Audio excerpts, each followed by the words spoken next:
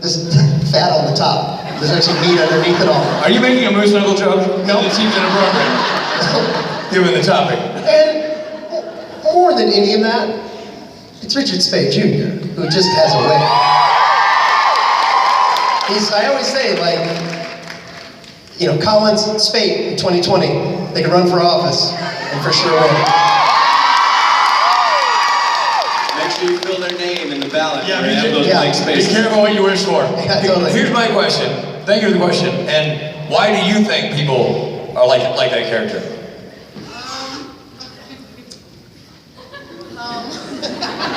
Yeah, not so easy, is it, huh? I mean, I liked him because Get that microphone all over her face there, kid. There you go. of the effect he had on 17. I felt like it was just big for the season it was in. I think they gave the character some really interesting stuff to do, for sure. It was a very well crafted character in terms of, at first it was just a prankster and then became a very emotionally involved character who was fighting on the side of the boys and had to pick between heaven and mortals. And I thought that was a cool journey for him to be on. Made for interesting television. Thank you for the question. I think it'd be funny if you're like, well, why do you think? She's like, I was never a fan. Yeah, not a fan. Why are people so Not attached. You. Hi. First I want to say, Rich, thank you so much in the photo op room yesterday for being so nice when all of us were asking you to go jack it off. Right. Hey, Well, how nice were you, Rich? I was incredibly nice. Because I'd been in the green room earlier and had decided to go jack it off in there. I saw it. But then I was going to go jack it off for the photo ops and they said, "You jack it off?" I'm like, I just did, but okay. It's kind of like, you know, Rob and I right now are jacking it off together. I jacked it off on stage. I know, I saw that backstage. You guys were both simultaneously going jack it off. I'm like, you gonna give brother a tip here? Let me know. We thought you'd pick up on it, being that you're always going jack it off. You missed me. I went jacket off as soon as we got on stage. So it's my jacket. I went jacket off. Clean up your mess, man. For starters, how's 8th grade going? Is it going all right? How's the algebra? Secondly, you're welcome. It was my fondest pleasure. Thank you very much. You. Hi, my question's for Rich. All right. As a fellow director, I'm curious, in the episode Stuck in the Middle, was the tribute to Tarantino a director's choice, or was that actually in the script that way? So, for those who don't know, the episode that aired last week, Stuck in the Middle, was an episode that I got to direct. We'll do like that. And the answer to your question is, the script is written by Davey Perez. He's a new writer this season, but he's fantastic.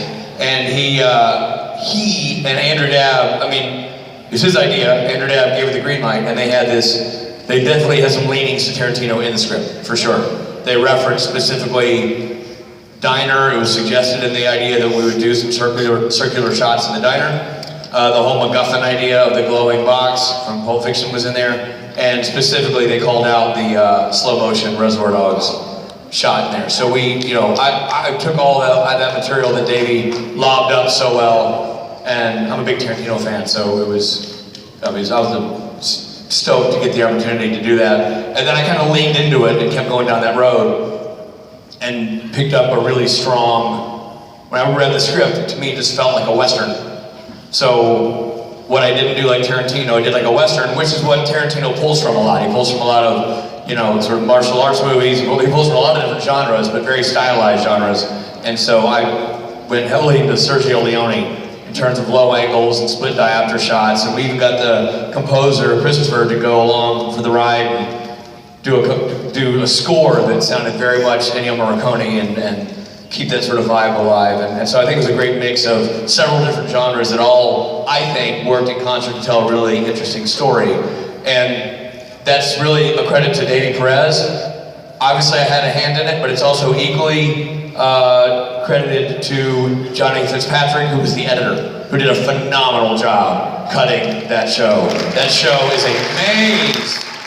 And for him to do it non-linearly like that, follow the story, when I sat down to watch his cut before he and I started editing, I was blown away. I was fired up when I shot the thing, But when I saw what he was doing with it, a man with that level of talent, he took it to the next level. And I really think that, he got into that same vibe of Tarantino and spaghetti westerns and all that energy. And I really give him a lot of credit for taking what was already a really strong episode and giving it that extra something. He did a great job. John Fitzpatrick, tweet him, tell him you love his work. Thank you very much.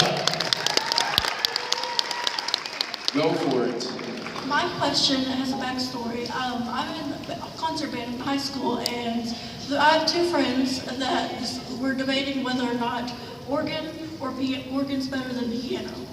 And so I decided to ask all three of you, and mostly Rich and Rob as musicians, which do you prefer? Well, I don't want to answer for Rob, but I knew that recently in the green room he decided to go jack it off and fiddle with the organ.